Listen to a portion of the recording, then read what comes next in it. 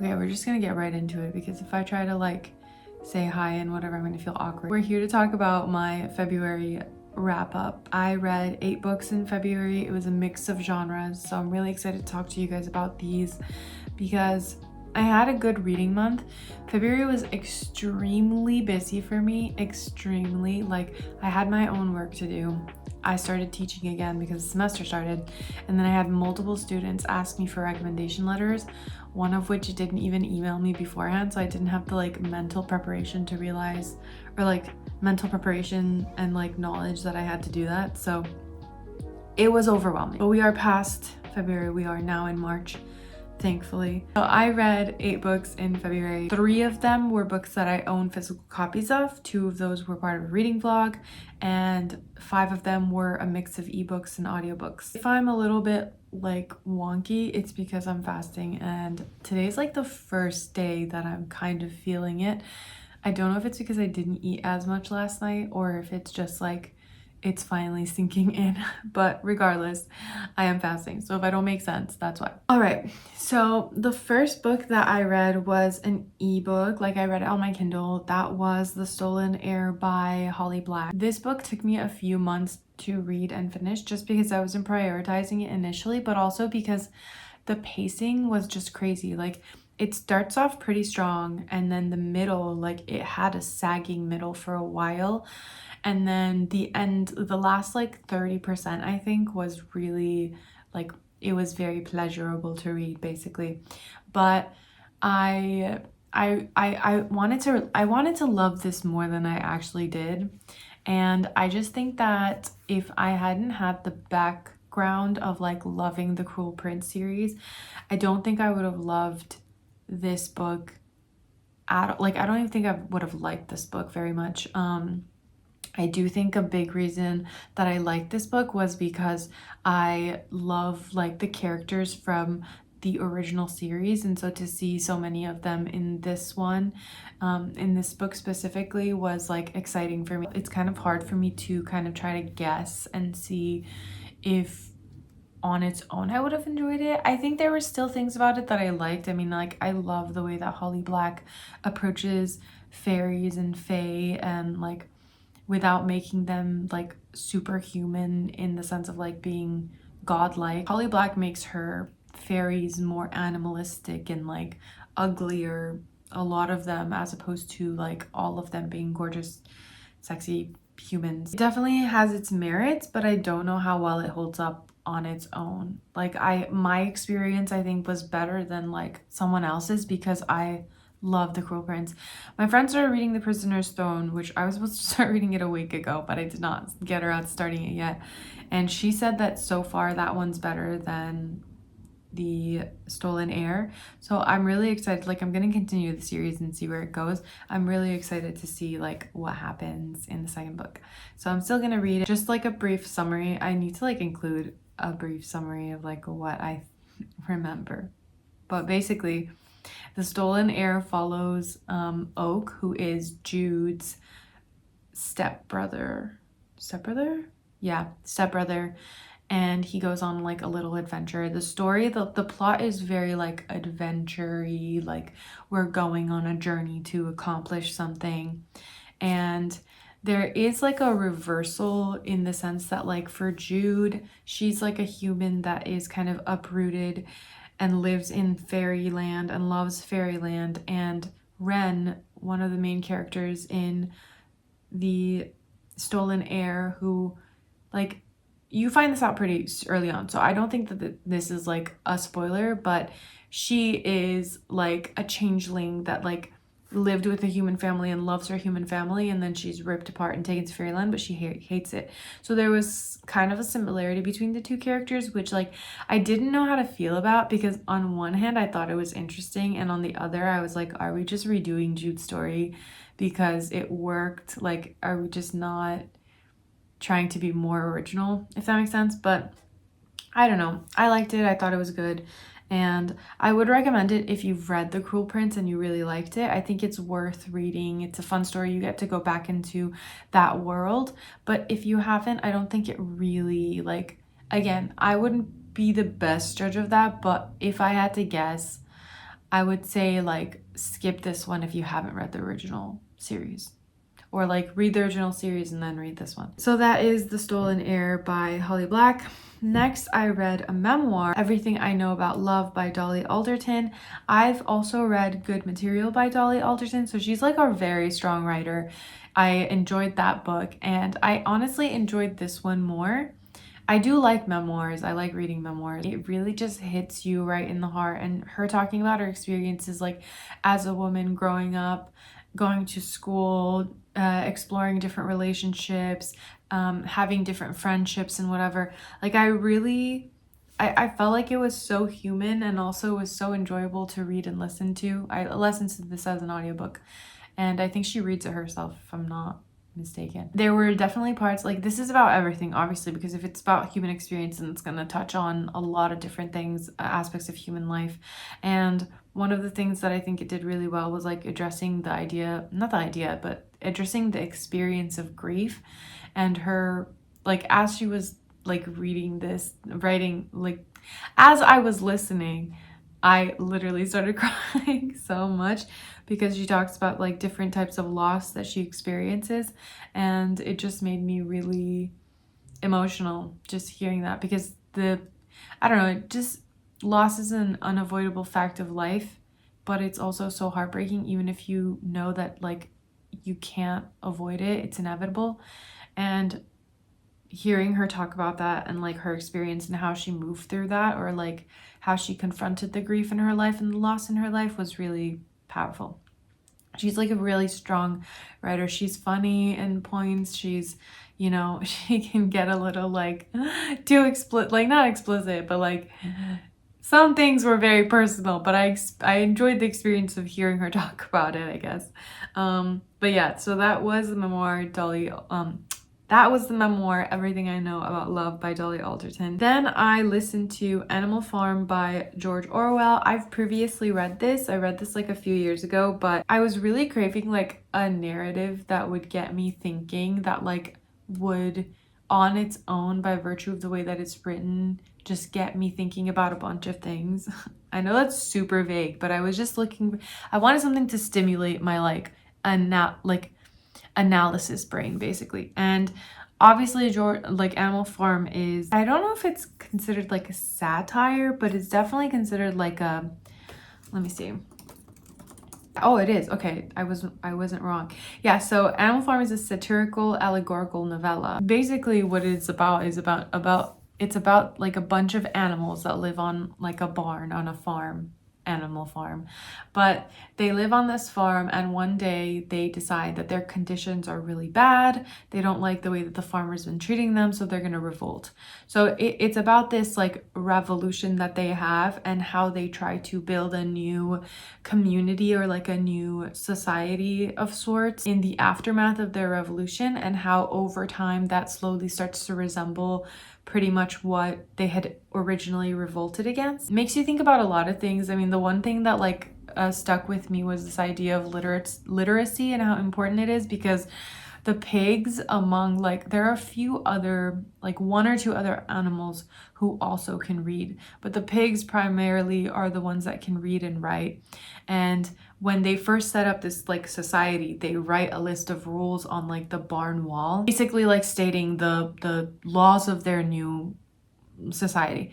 And over time they keep adding to that, like writing more, but the animals who can't read have to depend on the animals who can read to tell them what those original laws that they decided upon a long time ago, what those laws were. And that's like part of how, like that's part of where the pig's power comes from. I don't think this is, by the way, I don't think this is spoilery, because like Animal Farm's like it's different. Like I feel like everybody knows about Animal Farm at this point, but at the end there's this scene that stayed with me the first time I read it and has stayed with me ever since. And when I heard it again, it just like reminded me. But it's this point in the story where the pigs start to resemble the humans and the humans look like the pigs, and the animals, they're looking in at like the house where the pigs and the humans are like talking and laughing and drinking, and they can't tell the difference. And that image is just so stuck in my brain. So Animal Farm novella, I've read it before. I just really wanted to reread this, and it gets you thinking about a lot of things. Animal Farm by George Orwell.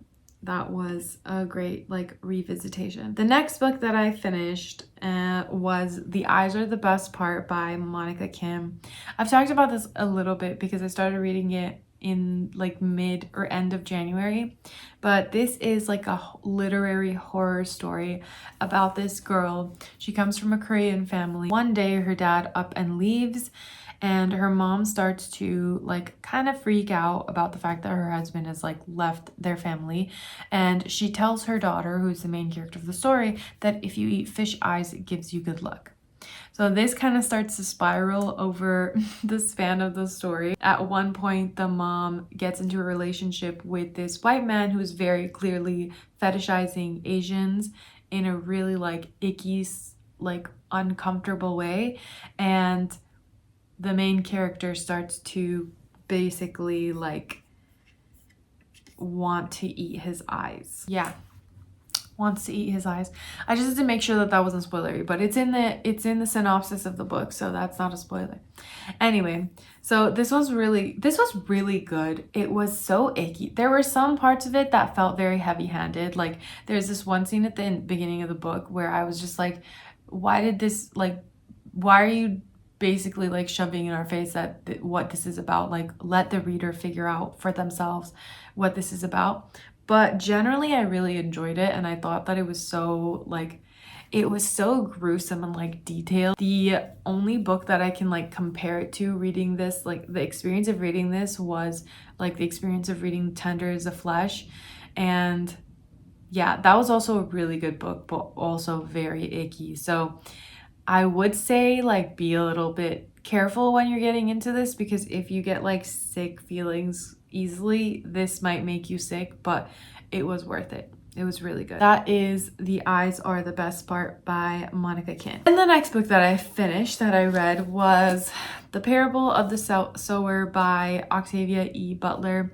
This is like a sci-fi dystopian novel. Basically, it's about this, so like it's based in like our real world, okay? And it's basically about how like America, the country of America, is just like falling apart. People are starving. People are addicted to like pyro, which is basically this thing that makes them want to set fire to things. Basically, like it's just destruction and like just horrifying. The climate is like just completely destroyed. The weather is unreliable. The things that we are like used to leaning on for security, like the police or the government laws or whatever, are unreliable and useless. And that's where our main character kind of starts from. It was such a good, first of all, it was so good. It took me a little bit, I'm not going to tell you how long it took me anymore, forget that. But this was really good. I thought it was so interesting. It was well written.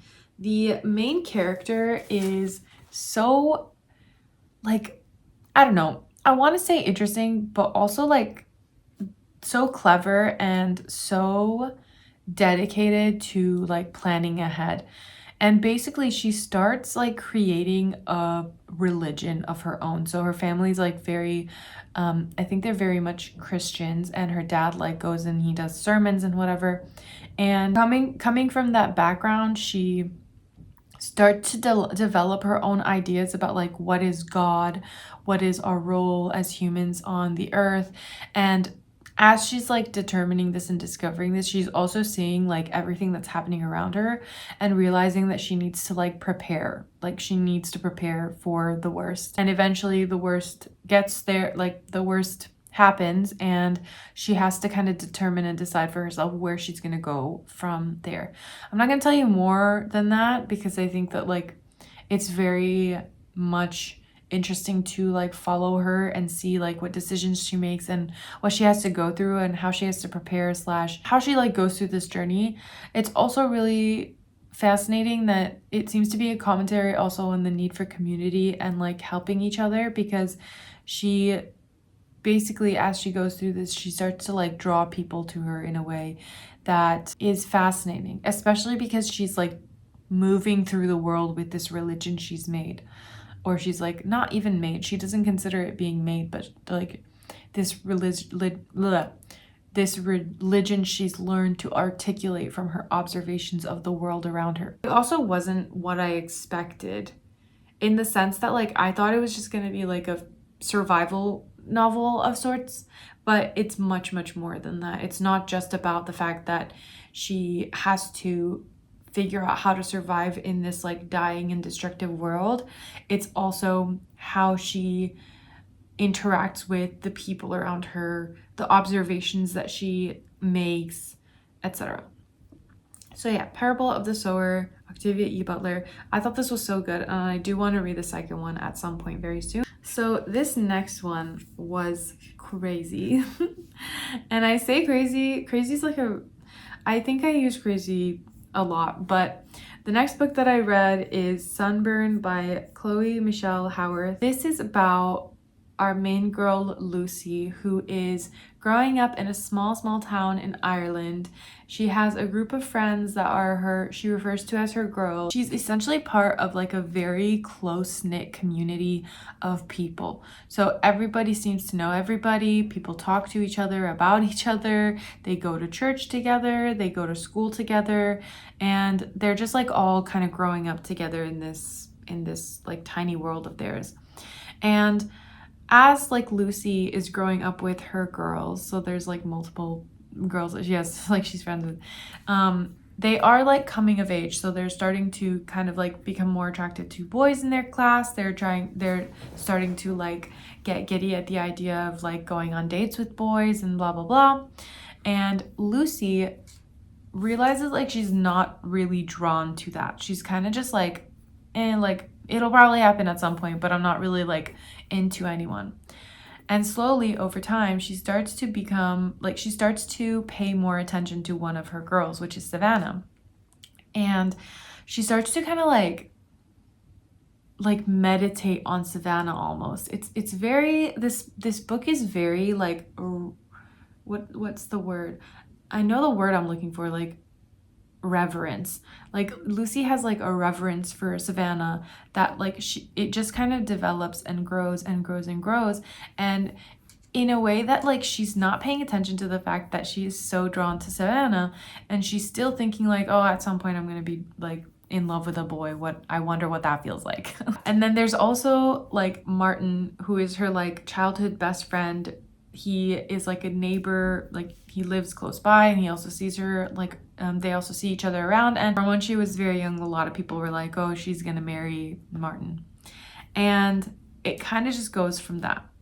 I don't want to tell you what happens because I went into this not really like reading into like what happens. I didn't want to know. But this book like in so many ways like tore me to pieces, because it is a coming of age story. It is a novel in which like the main character is starting to kind of come into her own identity and like figure herself out, but it's also this like, it's like both hopeful and fearful, because like Lucy is so afraid of what she might actually be that she denies herself in pursuit of filling, you know, the rules and expectations set to her by Martin, even by her mother, by her family, by her community.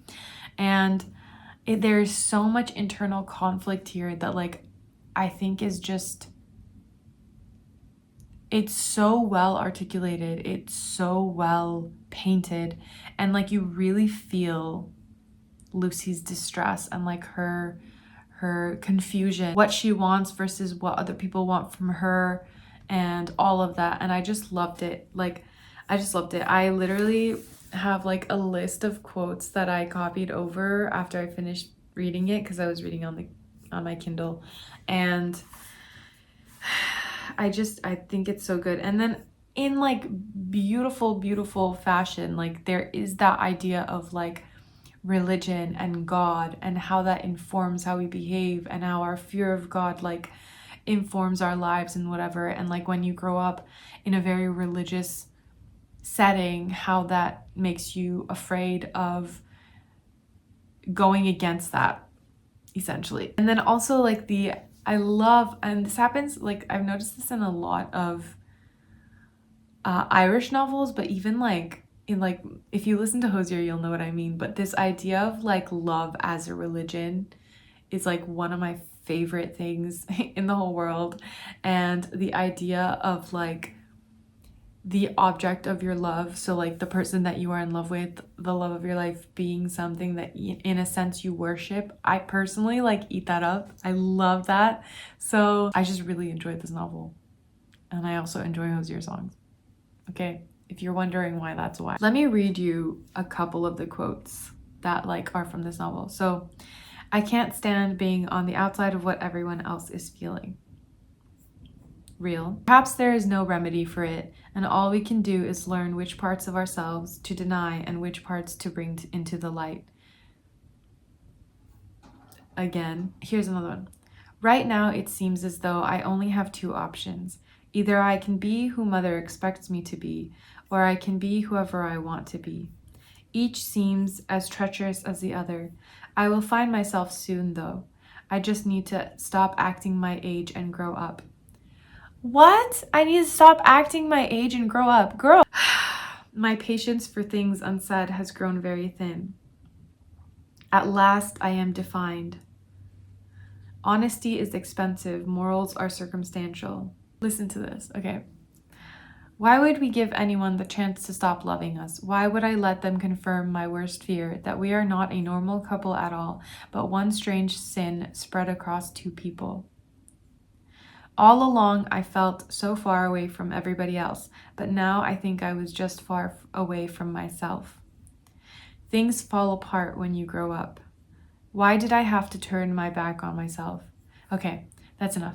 If I sit here and read you the whole, I'm gonna start reading the whole book to you, but I really, this novel was so quietly impactful, and like I think it is something that I will think about for a long time to come, if not the rest of my life. So that is Sunburn by Chloe Michelle Howarth. Absolutely loved that book. Like the experience of reading that book was just amazing. Then I read Bird by Anne Lamott.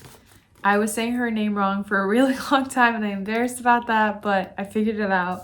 I read this as an audiobook that she read herself, and it is essentially a book on writing, a book on the experience of, you know, wanting to write, learning how to write, and kind of the value of writing as people on this earth. I think something, well, I know for a fact that something that I'm going to always think about when I think about this book is the idea that your writing, no matter how good or bad it might be, regardless of whether it's published or not, is valuable, and it's important to write, even if it is never published. Yeah, that is what I got for that. I'm not going to talk too much about this one and the next one that I'm going to talk about because I already did a reading vlog for that, but that's Bird by Anne Lamott. Okay. So last but not least, I read All About Love by Bell Hooks. This is a nonfiction, just like Bird by Bird. I don't think I mentioned that.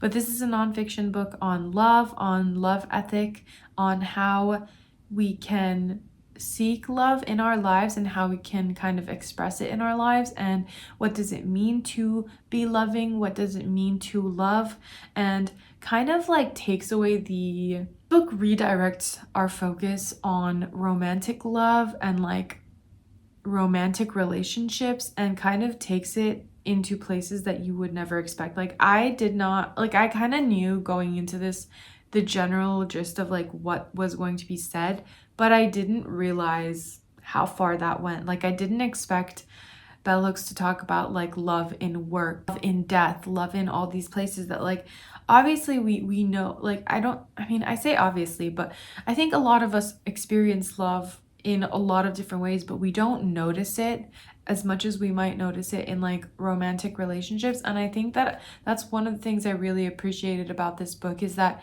it kind of shifts your perspective and makes you realize that love is not just what's found in romantic relationships, and also love is not a lot of what we've been taught growing up. So she talks about like love as you're growing up, like love in childhood, and how your parents will show you love, or that you think that they're showing you love when they are like interacting with you, when they mistreat you, when like in cases of abuse. And like I'm trying to like gather my thoughts because like I'm trying to articulate this in the best way that I can, but let's put it this way. She points at love and shows you all the different components of love and what all these different parts are that make love.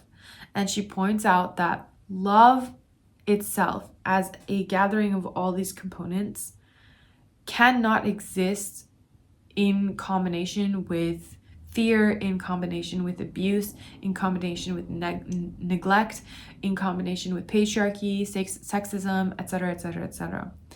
And so she points to examples across the board, from childhood into romantic relationships, into like adult relationships, all of that, and points at how things that we mistake for love, such as care or affection or commitment, that is not love if it is also like, if there is also abuse or neglect or mistreatment or whatever in that situation.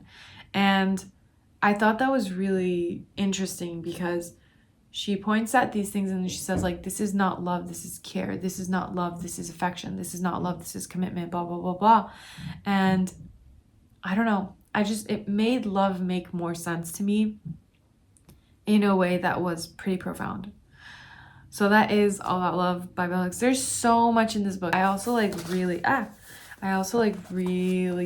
highlighted and wrote annotations and stuff because I just found it so, like, I don't know. It was like perspective shifting in such a good way, and gives you like a really beautiful way to view the world, to view the people that you interact with, even strangers on the street. I hope that makes sense. As you can see, I was super busy in February, but I'm so glad that I got to read all these books because it really was like a really good reading month.